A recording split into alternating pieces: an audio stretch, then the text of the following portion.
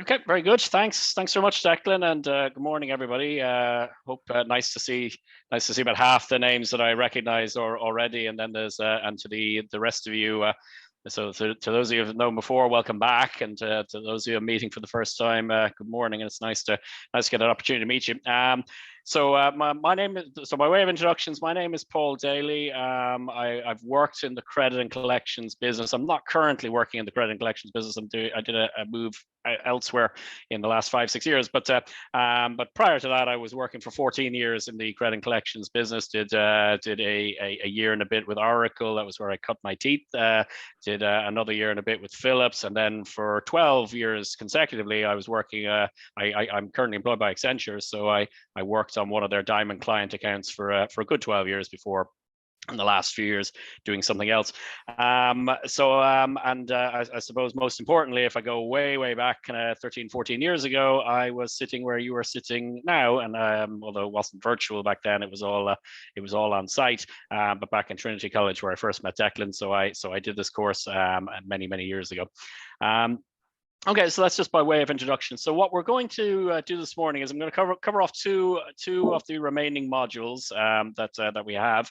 I'm going to do 30 minutes on international credit management, and then I'm going to wrap that up and then do 30 minutes on law. So I teach both of the subjects, so you have the option of doing one or the other. So I'm going to do that. So to do 30 minutes on international, 30 minutes on law. Give you, for those of you that have already decided which one you're doing, hopefully it'll give you a good whistle-stop tour as to what's going to be in each of them. And for those of you that haven't, give you an opportunity to decide which one you may want to do. And obviously I'm available for questions afterwards if you wish. All right. So on international, international credit management. So international credit management relates to international business. So it's the credit management of international business. And when we're talking about international business, if you stopped somebody in the streets and asked them what we're talking about, chances are they would probably say it has to do with importing of goods and exporting of goods. So that is obviously a big part of international business, but it's not the only one that we cover off in the notes. We obviously talk about that in quite a bit of detail, but it's not the only one that we cover off in the notes. So it can involve a key thing that it can certainly involve is foreign direct investment, FDI, which is covered in the notes. Foreign direct investment can involve just simply a company putting money where their mouth is and investing in growing a business in a country, but it can also involve purchasing buildings, renting buildings, and actually employing staff in the country as well. So we're going to cover all of those off in the notes. There are a number of different types of international investment that can happen. So we're going to cover all of those off in the early stages of module 1. Okay. So international business. It only really began to get going back in the 1950s. Okay, so prior to that, a lot of the business that was done operated within the borders of the country. So a lot of the stuff was created in the country, sold in a country, and consumed by the people who lived in a particular country. Okay, but in the 1950s, international business began to grow, and obviously 25 to 30 years ago, when the internet came along, it obviously created a brand new forum whereby it was much easier to do business internationally. So international business then exploded and is now a very key part of the revenue of a lot of companies. Okay. Now, again, when we're talking about international business, one of the main players that you will see in international, if you stop someone on the street again and ask, okay, well, who's involved in international business, the most likely answer would be multinationals. And yes, they're a key player in the international business industry. But you can also get small and medium enterprises who are also heavily involved in international. Ireland being a small country, if you want to make some significant money, you are probably going to have to start. You'll probably have to look at going beyond Ireland as well, okay? Because the market in Ireland is relatively small compared to, even if you just go as far as Europe, it's a relatively small player in terms of the number of people that we have in the country. So the number of customers you potentially have is relatively small. If you go abroad, it becomes an awful lot bigger, okay? And there are some companies that only work internationally. So they're based here, they have employees here, they manufacture and produce things here, but all of their customers are abroad for a variety of reasons. So they work only with the international market. So I've mentioned, I mean, one of the key things that we have in Ireland in terms of products is our agricultural sector. So we do an awful lot of exporting of that, but we're also a very big player across Europe and beyond in terms of the service industry. So two areas that come to mind. I mean, we have a lot of people working here, some of which, maybe on this call, who work in the IT business. So I mean, you don't provide any actual product. Those people don't provide an actual product, but they do provide a service to European customers and also beyond. And then there's also the financial services industry, which is very, very big in Ireland as well. So we are going to cover off the services industry as well as the product industry. We're going to talk about all the players in international business. So there's the multinationals, the small and the medium firms, companies that only deal internationally. All of those are going to be covered in the notes.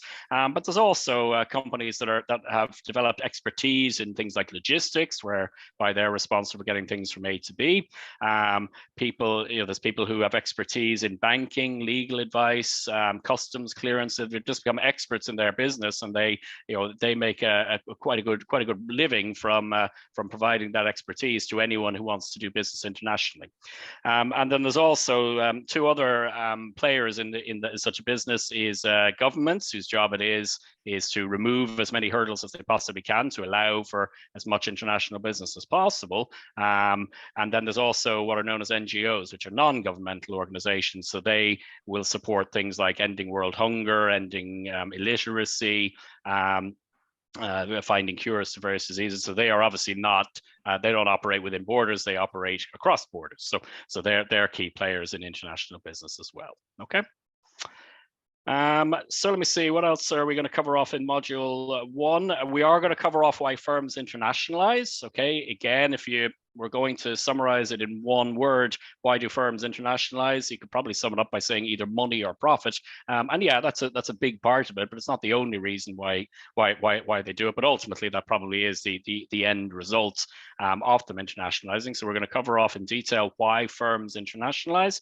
And then the final section in module 1 is why it is important to study international business. Okay, so why, in addition to why firms internationalize, why is it important to actually study it and know a lot about international business? Okay, and that actually is going to be the subject of your first assignment. Okay, so your first assignment's a number of weeks away yet, but when your first assignment comes up, that's going to be one of the things you're going to be covering off is why do firms internationalize? Okay.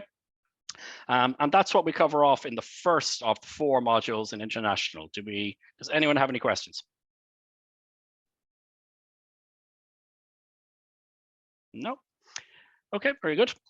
So moving on to module 2, what we cover off in module 2 is, in module 2, we are going to give you 12 countries. Okay, so they're very big ones. They're among the 20 biggest players that we have. We cover off 12 in module 2, and then we cover off 8 more in module 3.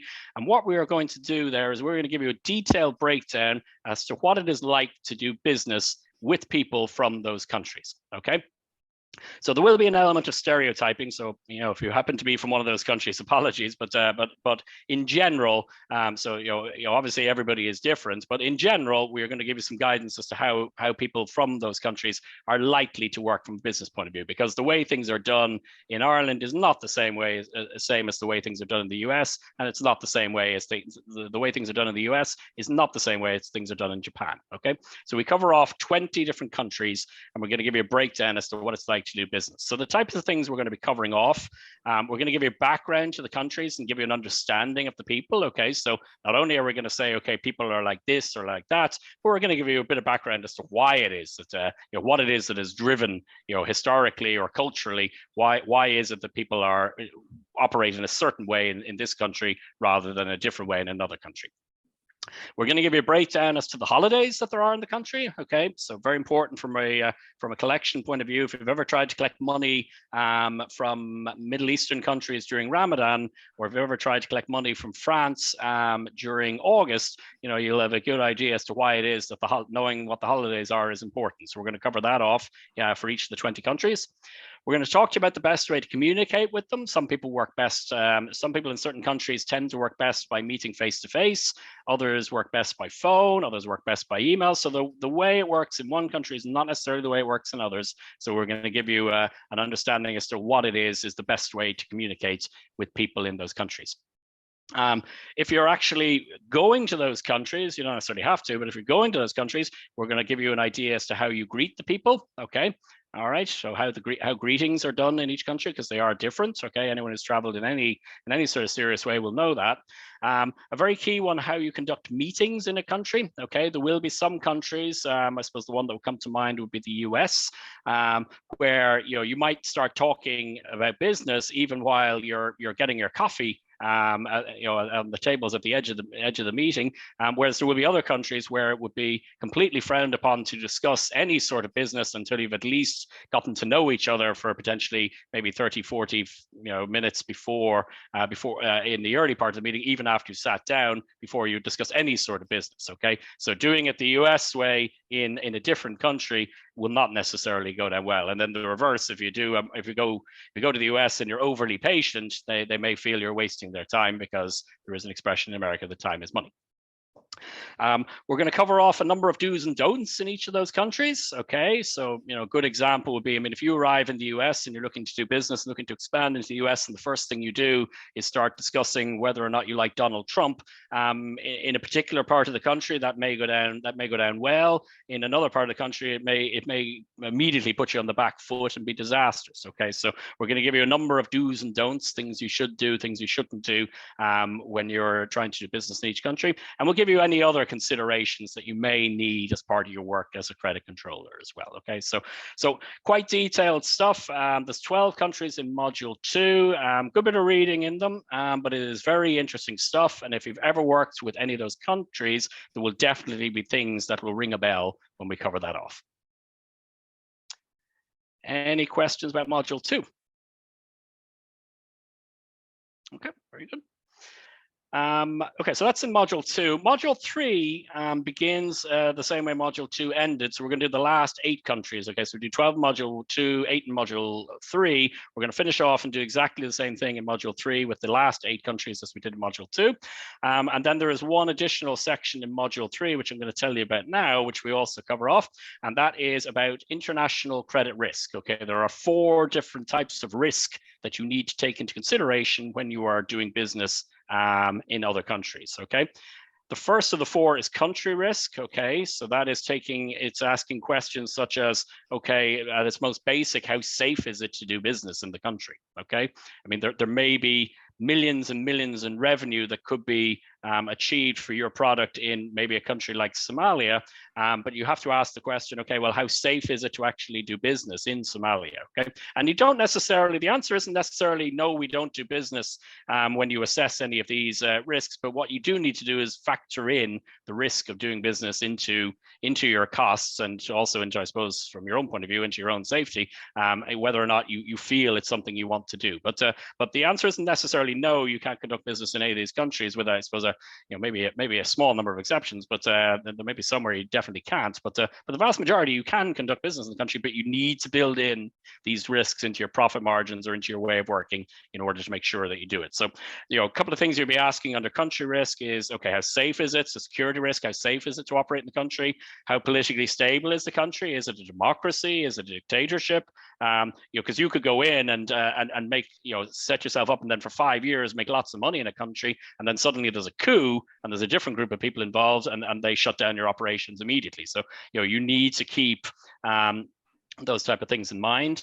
Government effectiveness risk. Okay, how smooth is the transition of government when there are elections? In some countries it's relatively smooth, in other countries it's not.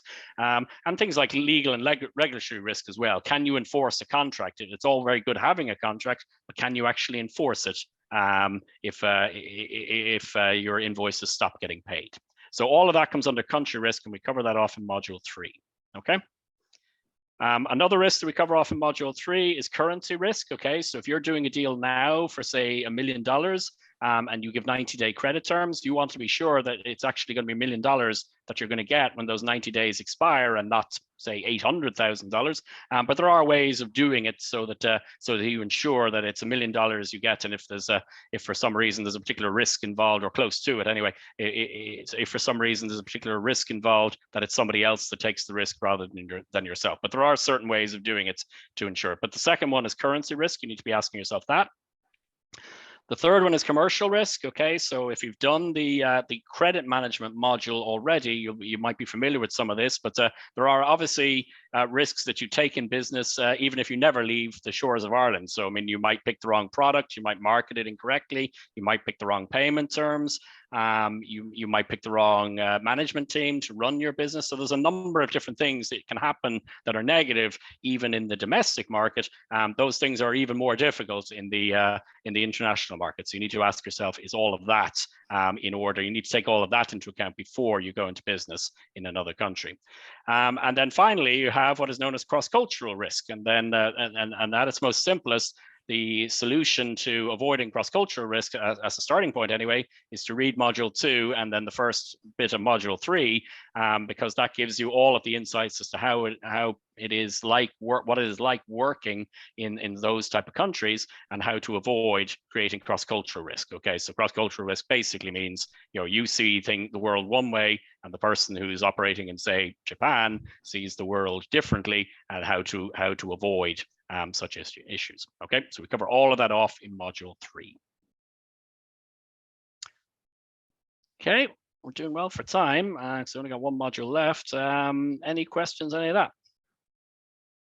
Paul, on the module 3 one for the currency risk, does that mean then we'd kind of be going into like fixed contracts, debentures, or for like fixing pricing? Yes, market, or? well, it would involve kind of, sorry, let me just call up what we have under the heading. It would involve things like the spot, fixing the spot rate for a currency. Okay, holding multiple bank accounts. Okay, that would be another way of doing it. So if you're trading in euro, that you get paid in euro. If you're trading dollars, you get paid in dollars. So if there's exchange rate differences between the two, those happen. But those are examples of a couple of things that we might do to ensure that we get the actual amount of money that we're expecting when the credit terms expire. Sorry, Paul, it's Denise here. How are you? Hey, Denise, how are you? And are you supposed to be sharing your screen, just so that you know you're not? No, it's just myself. No. Oh, that's fine. You can send it later on anyway, will you? Well, we'll be sending the notes. The notes are, you're getting collections this week, but you're getting the notes for international next week. Oh, lovely. Okay, that's great. Thank you very much. Yeah, no worries. Yeah, you can see me though. Yeah. Yeah, I can see you fine and hear you lovely. Yeah, perfect. I was wondering what you were following there when you were talking. That's all. Okay, no worries. No. Okay, thank you. Just my own notes. Yeah. Okay. So that brings us to the end of module 3. Okay, so by the time you get to module 4, you'll have a good knowledge of international credit management. There's just a number of final topics we'll be covering off in module 4. The first one is contact strategies. Okay, so if you are going to start doing business in another country, you need to decide how you're going to do your collections in that country. Okay, because the same challenges, will exist in that country as exists in Ireland. Okay, so you need to ask yourself, okay, are you going to have collectors based here? Are you going to have collectors based in that country? Are you going to have maybe a bit of both? Are you going to have maybe a shared service center based somewhere? If you're doing business in a number of countries, will you have a shared service center that does collections for say all of Europe in one central location? Could be Dublin, could be somewhere else. But what way are you going to go about actually doing your dunning letters, your collections calls, and how are you going to do your normal collections activities when now that you have customers internationally? Okay. Next thing we're going to cover off module 4 is customer visits. Okay, so we have covered customer visits. Those of you that already did the credit management module, we've already done customer visits, but you've got to keep in mind there's a couple of additional factors that come into customer visits abroad. It's more than likely going to involve a plane and a hotel. So an extra bit of planning kind of comes into it. The cross-cultural thing comes into it as well. How are you going to manage the meetings? Is socializing the best way way to get some business done in a particular country. So you need to keep those type of things in mind. So we're going to be covering off that in customer visits in module 4. We're going to go through some of the documentation that you can go through in international credit management, things like letters of credit. So we're going to talk you through that. We're going to take you through a country by country guide into the legal system. Okay, so let's assume that the normal credit collections activities and efforts have not been successful. We're going to take you through a country by country guide as to how to enforce your rights and how to ensure that you get paid. And then the last thing that we cover off is the area of credit insurance. So, similar, that would tie into what I talked about for the end of module 3. There are a number of risks that are associated with doing business internationally that you may or may not have domestically, but one option as a solution is potentially to have credit insurance in place, which means that in the event of a default and potentially a write-off, you can potentially claim some or all of the amount back from your insurance company.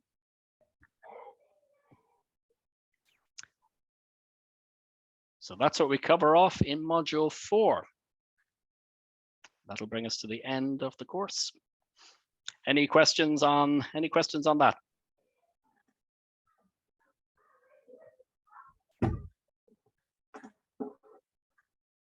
Okay, so there's a lot in it. Very interesting stuff. Sorry, yes, go ahead, Jennifer. Yeah, sorry, How are you? I'm late to the meeting. Sorry. Is this for collections or international credit management? This is international credit management, Jennifer. Okay, grand. Yeah. Sorry, yeah, I missed the collections No. one.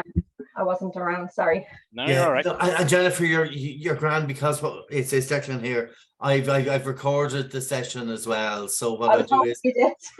yeah. So I'll send you a link to. I'll send you 4 links. There'll be a link to the introduction, collections, international, and law, and you can look at whichever one is relevant to yourself. Yeah, I'm doing the collections and law. Collections and law. Well, then you get perfect timing. So yeah, we're just about to start the law module now. Thanks. So that's that. So guys, on the international side, I hope you enjoy it. It will give you an insight into different cultures, different people, different economies, different just in terms of dealing with international business and understanding what's going on. To me, there's areas like letters of credit, and that gets into a fair bit of detail. So some of it will be relevant from a day-to-day work perspective. Some might be relevant at some time in the future. No harm to know and understand. And certainly there's other areas like trade credit insurance, which I would certainly say, if you're moving into international markets, is almost a requirement. But again, you can make your own decisions, and we just give you the facts and give you the information. So look, on that basis, and it's next, I think you sent out the notes. I know I have it on my slides on Monday. You send them out on Sunday as well, Paul, don't you? Just to good point. Yeah. I generally try to send them out on Sunday. Yeah, just to get a little bit ahead of things. Yeah. Yeah. So you should have them Sunday week for whatever subject you're doing. So what I'll do now, Paul, is I will just stop the recording.